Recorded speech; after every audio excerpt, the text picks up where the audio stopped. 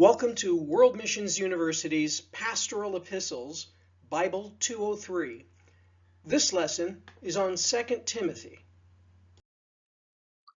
In preparation for this class, you should read 2 Timothy, Notes and Outlines for 2 Timothy by J. Vernon McGee, the Pastoral Epistles, a commentary on 1st and 2 Timothy and Titus by J.R. Enzi, the second epistle of Paul the Apostle to Timothy, and Epistles by Ralph Reynolds, Paul's second letter to Timothy, parts 1 and 2. By the time you finish with this class, you will cite the two key verses from 2 Timothy, describe the 7 descriptions of a believer from chapter 2, describe who Jannes and Jambres were and what they did from chapter 3, describe the difference in this farewell chapter 4 to other previous chapters. As with 1 Timothy, we have no doubt that the epistle was written by Paul, and that about the year 67 CE, from Rome, either while under arrest or just before. Let's look at the events that are often confusing of Paul during his last years. The end of the book of Acts features Paul's arrest in Jerusalem. This happened about the year 58 CE. He sent to Caesarea and then traveled to Rome, arriving about the year 61. When he arrives, he is imprisoned for about 2 years, from 61 to 63. This is about when the events in the book of Acts end. Later, Paul is released and writes 1 Timothy and Titus between the years 64 and 67. About the year 67 or 68, he is arrested again and writes 2 Timothy immediately before he is executed in Rome. Two key verses are found first in 2 Timothy 2:15 through 16.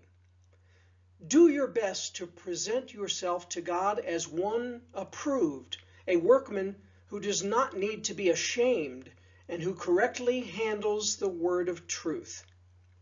Also, 2 Timothy 4 verse 2. Preach the word. Be prepared in season and out of season.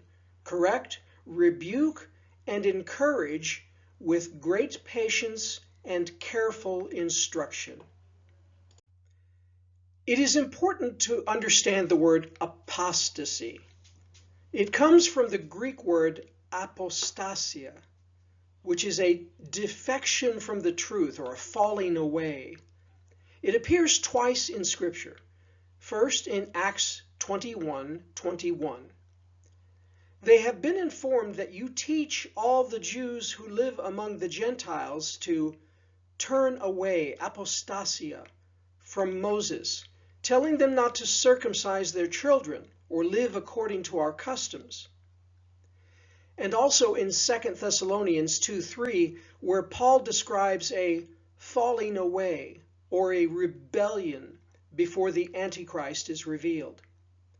A closely related word is apostasyon, which is translated a certificate of divorce. Apostasy, therefore, has certain characteristics. First, it is the act of a Christian, one who has first accepted the faith, but later deserts the principles of faith.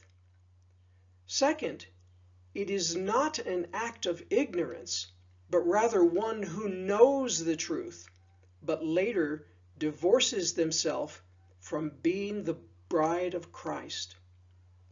Paul is warning Timothy that there will be days of apostasy, days when some Christians will turn away, but others will remain loyal.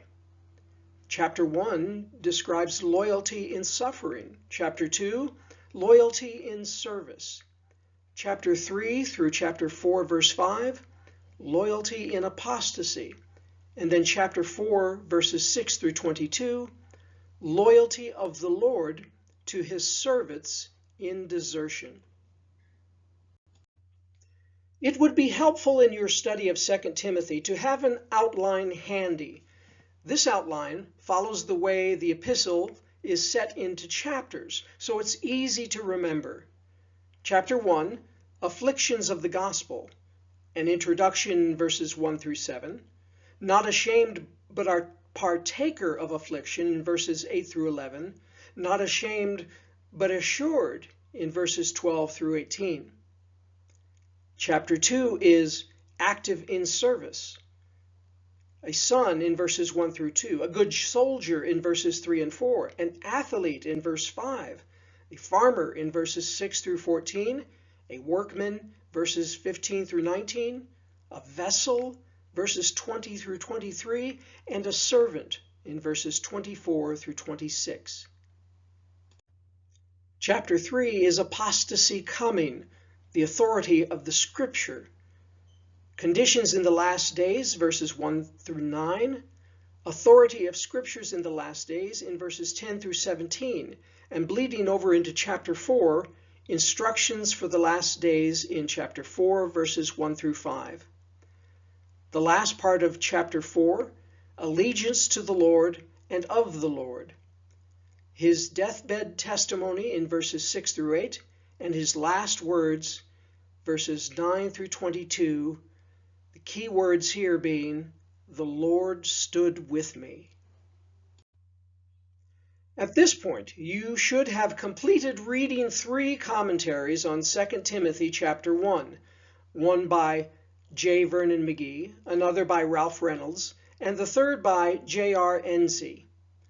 Rather than having a lesson that would essentially be a commentary on commentaries, I want to make sure you have thoroughly read these 3 commentaries. You should notice especially where each of these 3 agree, and perhaps where 1 or 2 of them diverge in their interpretation of a particular verse. Also note when one of the commentators brings out a deeper meaning or a better translation of a particular term. Remembering one of the important rules of biblical interpretation, a word in the Bible doesn't mean what it means in English or in whatever language you normally read the Bible, but rather a word means what it meant to the writer in the original language, in this case, what it meant to Paul in Greek.